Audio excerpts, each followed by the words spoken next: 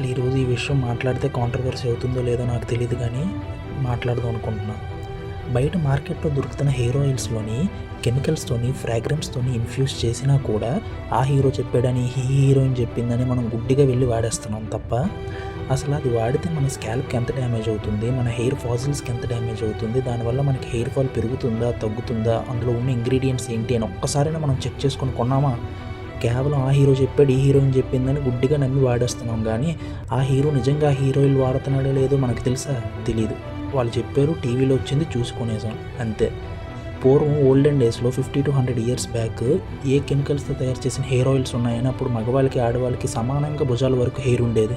వేపాకు, అలోవెరా, కానుగాకు, నల్ల నువ్వులు, మెంతులు వీటితో స్వయంగా హెయిర్ ఆయిల్ న్యాచురల్ వేలో హ్యాండ్ మేడ్తో తయారు చేసుకొని వాడేవారు. ఇప్పుడు అదే హెయిర్ ఆయిల్ని మేము స్వయంగా మీకోసం ప్రాపర్ క్వాలిటీతో మేము ప్రిపేర్ చేసి మీకు అమ్ముతున్నాం. ఒక్కసారి మీరు 1 week ఆ హెయిర్ ఆయిల్ వాడితే బయట మార్కెట్లో కెమికల్స్తోని ఫ్రాగ్రెన్స్తోని తయారు చేసిన హెయిర్ ఆయిల్కి మా హెయిర్ ఆయిల్కి డిఫరెన్స్ అనేది మీకు ఈజీగా అర్థమైపోతుంది. అప్పుడు మీకు అర్థమవుతుంది యాక్చువల్గా ఒరిజినల్ హెయిర్ ఆయిల్ అనేది ఎలా ఉంటుంది, 100 years బ్యాక్ ఎలా ఉండేదని, ఆ టెక్స్చరు ఆ స్మెల్ మీరు ఒక 1 week యూస్ చేస్తే మీకు అర్థమైపోతుంది.